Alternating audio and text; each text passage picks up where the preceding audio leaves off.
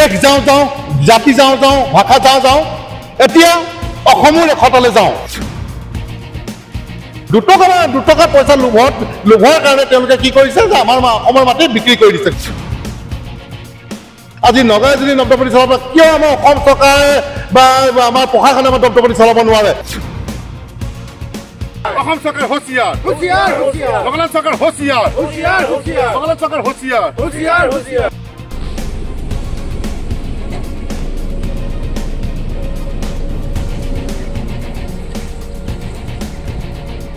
অসম চৰকাৰ হুঁচিয়াৰ, নাগালেণ্ড চৰকাৰ হুঁচিয়াৰ, নাগালেণ্ড চৰকাৰ হুঁচিয়াৰ। নাগালেণ্ড চৰকাৰে অসমৰ মাটি বেদখল বন্ধ কৰক। নাগালেণ্ড চৰকাৰে অসমৰ মাটি বেদখল বন্ধ কৰক। অসমৰ মাটি বেদখল বন্ধ কৰক। অসম চৰকাৰ হয় হয় অসমৰ সম্পদ ৰক্ষা কৰক। অসমৰ সম্পদ ৰক্ষা কৰক। ইনকলাব জিন্দাবাদ। চাওক, দেশ যাওঁ যাওঁ, জাতি যাওঁ যাওঁ, ভাষা যাওঁ যাওঁ, এতিয়া অসমৰ ৰেখতলৈ যাওঁ। এই পৰিস্থিতি আহি পৰিল আমাৰ আমগুৰি হালুৱাটিঙত। গতিকে আমি দেখা পাইছিলোঁ প্ৰায় 4 বছৰমানৰ আগত আমাৰ যি হালুৱাটিঙৰ আৰু নাগালেণ্ডৰ যি বৰ্ডাৰ, অসমৰ যি সীমা, সেই সীমাত এটা বিয়পি স্থাপন কৰিব লৈছিলে। আৰু সেই বিয়পিটো স্থাপন কৰিব লওঁতে কি কৰিলে, নাগালেণ্ডৰ কিছুমান অচিনাক্ত যুৱকে আহি পেলাই জাঠি জোং লৈ পেলাই তাত আমাৰ বিয়পিটো বনাব নিদিলে। কিন্তু এইটো আমাৰ দুৰ্বলতা হ'ল আমাৰ প্ৰশাসন তথা আমাৰ চৰকাৰৰ। তেতিয়া সেই সুযোগতে তেখেতে কি তেনেকে থাকি গ'ল। কিন্তু এতিয়া আমি দেখিছোঁ যে আমাৰ অসমৰ মাটি আমি জানিবলৈ পোৱা মতে সেইটো টিলা, যিটো টিলাত আমাৰ বিয়পি স্থাপন কৰিবলৈ গৈছিল, আৰু সেই টিলাতে আজি দেখিছোঁ যে আমাৰ ফ'ৰলেন বনাবৰ কাৰণে আমাৰ তাৰ পৰা মাটিসমূহ গোটেই খান্দি লৈ গৈছে। আৰু কি যুক্তিত এইটো নাগালেণ্ড চৰকাৰে এই মাটি বিক্ৰী কৰিছে?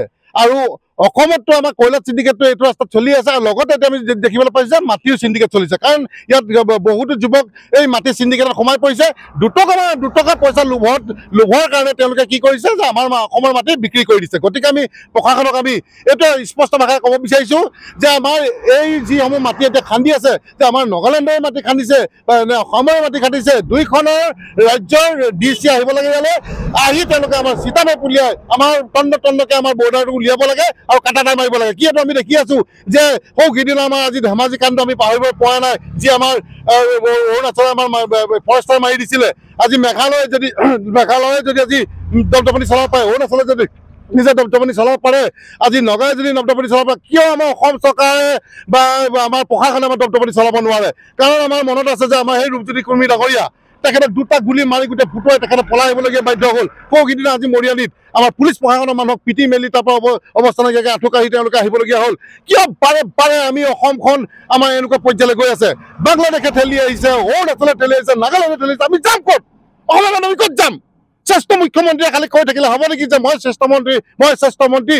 তেখেতে অকল কি এই অভাৰ ব্ৰিজতে থাকিব নে আমাৰ অসমৰ জনগণৰ কথা চিন্তা কৰিব?